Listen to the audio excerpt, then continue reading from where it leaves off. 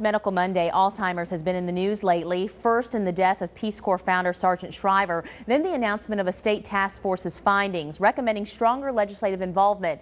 And now new research on a test that can detect the biological signs earlier, but the FDA ruled not so fast. Stephanie Bryan explains in tonight's Healthy Difference at 6:30.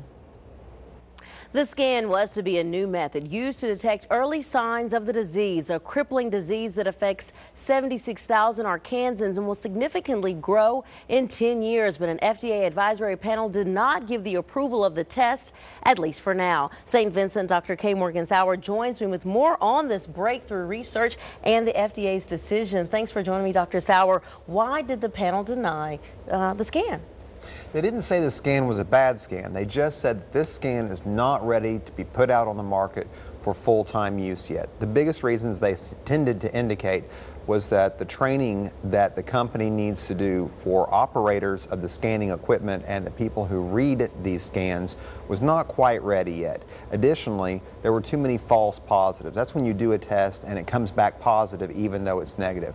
Obviously, if you're going to give a terminal diagnosis, you're going to want to be right about that. Yeah, that's true. And it kind of explained what it would have done and what it would have meant for Alzheimer's patients and their families.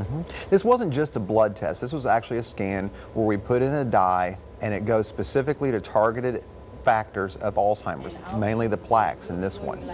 And we would take a look and be able to use that to see if someone actually had Alzheimer's. The biggest way this would be used is if it was negative, then we would say, okay, this test is negative, we need to look for another cause of the memory problems that's happening with the patient and not just blame it on Alzheimer's. And it would have been, I guess, great for the Alzheimer's patients because it would have diagnosed early. And it can be hard to diagnose Alzheimer's. The only way to diagnose it now truly is by autopsy after death. This would have given us something a lot more concrete, and we really like concrete things in science. Families need that to help them with the coping. Okay, and so what's next for the company?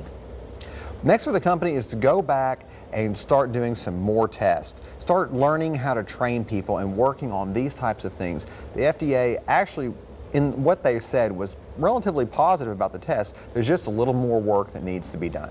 Okay. Now what about symptoms for those who are watching? What should they look out for Alzheimer's or dementia? The biggest thing is short-term memory loss that becomes progressive, that interferes with daily living, forgetting what was just said, forgetting what am I supposed to do, forgetting how do I find my home, how do I balance my checkbook. These are some of the signs. Repeating oneself is a really common one. Those are the signs that you want to look for, and you want to get a good, thorough workup by someone who specializes in Alzheimer's. Alzheimer's is not diagnosed in a 5-minute session with listening to the heart and lungs.